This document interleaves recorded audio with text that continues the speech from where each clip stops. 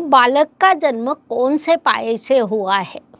नमस्कार, मैं astro गुरुमा doctor ज्योति जोशी आप सभी ज्योतिष प्रेमियों का हार्दिक स्वागत करती हूँ। आज हम अत्यंत महत्वपूर्ण विषय पर वार्तालाप करने वाले हैं। वह विषय है बालक का जन्म कौन से पायों से हुआ है। यह विषय नया होने के कारण कई लोगों ने इसके संदर्भ में सुना भी नहीं होगा, क्योंकि इस विषय पर अधिक वार्तालाप नहीं किया जाता है। लेकिन इस विषय से जातक की भरपूर महत्वपूर्ण जानकारी प्राप्त हो सकती है। इसलिए आज के भाग को अंत तक देखना ना भूलें। साथ ही यह शास्त्रीय जानकारी पसंद आए तो शेयर करें ताकि दूसरों तक पहुंच सके।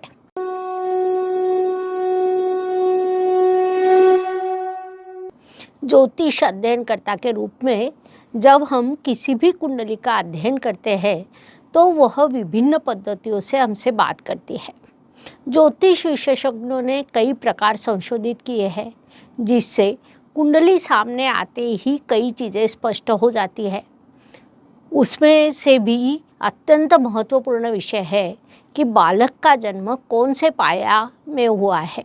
अब प्रश्न उपस्थित होता है कि बालक का जन्म कौन से पाया में हुआ है, इसका अर्थ क्या होता है। तो उसमें 4 प्रकार आते हैं: सोने का पाया, चांदी का पाया, तांबे का पाया और लोहे का पाया। ये वो 4 प्रकार है।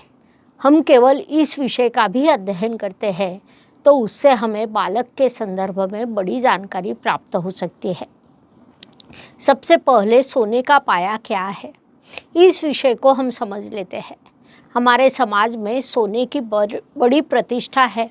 सोने के संदर्भ में हम अच्छे सकारात्मक विचार करते हैं, लेकिन सोना हर समय अच्छा हो नहीं सकता। विशेष रूप से हमारी कुंडली के संदर्भ में जब हम सोने का पाया ऐसा बोलते हैं तब उसका अर्थ होता है इस पाया में जन्मे बालक के मामा परेशानी होती है। बालक के जन्म के बाद मामा परिवार को भी आर्थिक समस्याओं का सामना करना पड़ता है। ऐसा जातक जीवन में बड़ा संघर्ष करता है। उसे व्यवसाय में स्थिरता प्राप्त हो नहीं सकती। अर्थात सोने का पाया यह सुनकर प्रसन्न ना हो, क्योंकि उसका बड़ा नकारात्मक प्रभाव होता है। अब बालक का जन्म सोने के पाया में हुआ है, इसकी पहचान कैसी करें? तो उसकी 2 पद्धतियाँ हैं। एक है चंद्रमा के अनुसार और दूसरी पद्धति हम नक्षत्रों के अनुसार भी उसकी पहचान कर सकते हैं।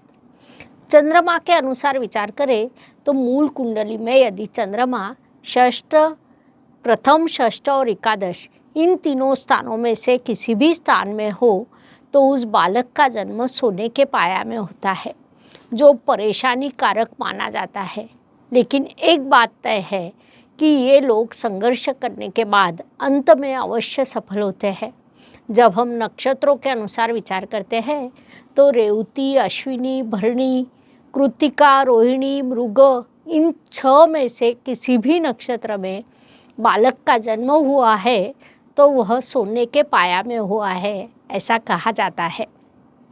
इन बालकों का जीवन बाधा, परेशानी और संघर्ष से भरा होता है। जीवन में कई प्रकार के संकट आते हैं। मामा परिवार पर भी संकट आता है। अब इस पर उपाय क्या है? क्योंकि केवल समस्या बताने से उपयोग नहीं होता, उसका उपाय भी महत्वपूर्ण होता है। उस अनुसार विचार करें तो उपाय अत्यंत सरल है। सबसे पहले हर रोज सूर्य को अर्घ्य देना चाहिए। दूसरा उपाय है कि तृतीयपंथी लोगों को इच्छा के अनुसार दान देना चाहिए। साथ ही शनि देव से संबंधित वस्तुओं का दान करना, अपने मन में किसी के प्रति शत्रुत्व का भाव बढ़ने ना देना आवश्यक होता है। सोने के पाया में जन्म लेने वाले व्यक्ति ने यदि अपनी जीवन की दिशा को इस पद्धति से सुनियोजित किया है तो उसकी बड़ी उन्नति हो सकती है। इसके बाद चांदी का पाया, यह अत्यंत महत्वपूर्ण विषय है क्योंकि वह अत्यंत शुभ माना जाता है। चांदी के पाया में जन्म लेने वाला बालक जीवन में अच्छी पढ़ाई करता है, धार्मिक कर्म करता है। महत्वपूर्ण बात है कि वह धन संचय करने में सफल होता है, पैसों की बचत करता है, उसका परिवार सफल होता है, उसकी मानसिकता भी सकारात्मक होती है। संक्षेप में, चांदी के पाया में जन्म लेने वाले बालक के कारण घर में उन्नति होने लगती है। इसीलिए चांदी के पाया में जन्म होना अत्यंत शुभ माना जाता है। अब प्रश्न यह उपस्थित होता है कि चांदी के पाया में होने वाला जन्म कुंडली के अनुसार कैसे पहचानें। तो मूल कुंडली में चंद्रमा यदि द्वितीय, पंचम और नवम भाव में हो तो ऐसे बालक का जन्म चांदी के पाया में होता है। साथ ही नक्षत्र के अनुसार विचार करें तो कुल 10 नक्षत्र है जिसमें बालक का जन्म यदि हो तो वह जन्म चांदी के पाया में होता है। उसमें आद्रा, पुनर्वसु, पुष्य, आश्लेषा, मघा, पूर्वा फाल्गुनी, उत्तरा फाल्गुनी, हस्त, चित्रा और स्वाति, ऐसे कुल 10 नक्षत्र हैं। इनमें से किसी भी नक्षत्र में बालक का जन्म हो तो उसे चांदी के पाया का जन्म कहा जाता है, जो अत्यंत शुभ एवं सकारात्मक माना जाता है। इसके बाद तांबा का पाया, यह विषय आता है। तांबे के पाया का जन्म अधिक शुभ भी नहीं और अधिक अशुभ भी नहीं माना जाता। ऐसे लोगों का जीवन सामान्य होता है। वे जीवन में उचित पद्धति से परिश्रम करते हैं। उन्हें बड़ा संघर्ष भी करना पड़ता है, लेकिन संघर्ष करने के बाद वे सफल होते हैं। संक्षेप में, उनका जीवन सामान्य रूप से अच्छा रहता है। इसलिए तांबा के पाया को अच्छा माना जाता है, बुरा भी नहीं और अधिक अच्छा भी नहीं। अब यह प्रश्न उपस्थित होता है कि तांबा के पाया का जन्म लेने वाले बालक की पहचान कुंडली के अनुसार कैसे करें।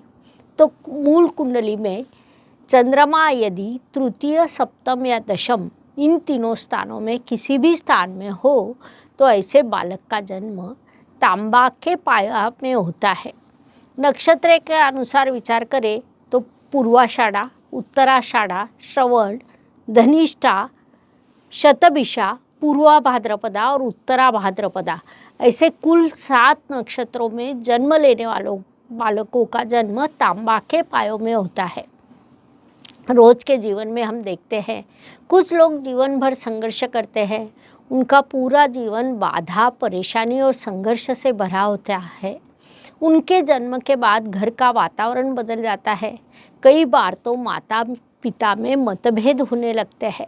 अत्यंत बड़ा संघर्ष और उस संघर्ष के बाद जीवन के अंत में बड़ी सफलता मिलने की संभावना रहती है। ऐसे लोगों का जन्म लोहे के पाया में होता है। उनका जीवन थोड़ा संकटमय रहता है। अब प्रश्न यह उपस्थित होता है कि लोहे के पाया में जन्म लेने वाले बालक की पहचान कुंडली के अनुसार कैसे करें। तो जन्म कुंडली में चंद्रमा यदि चतुर्थ, अष्टम या व्यय इन तीनों स्थानों में से किसी भी स्थान में हो तो ऐसे बालक का जन्म लोहे के पाया में होता है।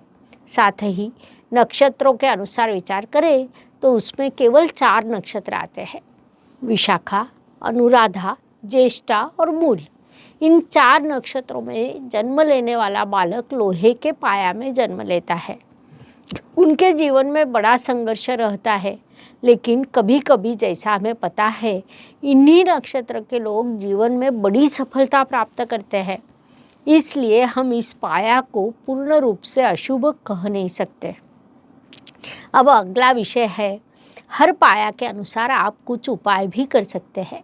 जैसे मैंने शुरुआत में ही कहा कि केवल प्रश्न और समस्या बताना उपयोग नहीं होता, उसके उपाय भी महत्वपूर्ण होते हैं, क्योंकि उपायों से प्रश्नों की तीव्रता कम होती है।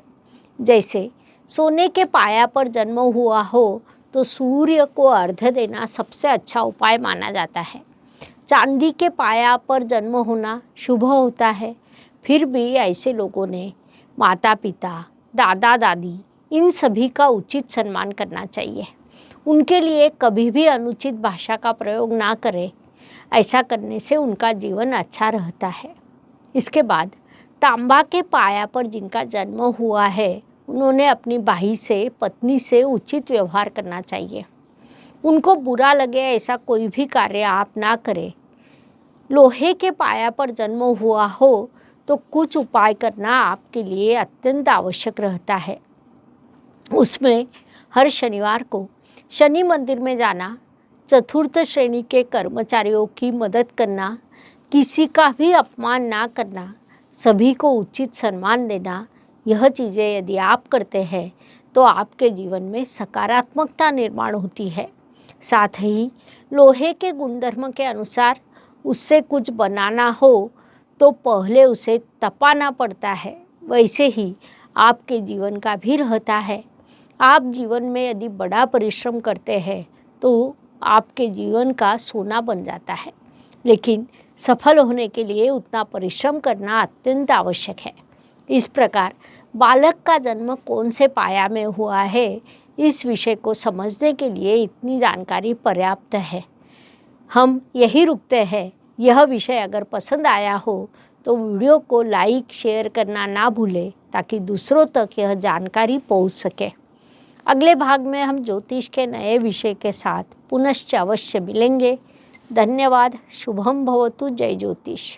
ज्योतिष का अध्ययन तथा शास्त्र की शास्त्रीय तरीके से पढ़ाई करने के लिए मेरी 2 किताबें प्रकाशित हो चुकी है, उनका अवश्य लाभ लीजिए।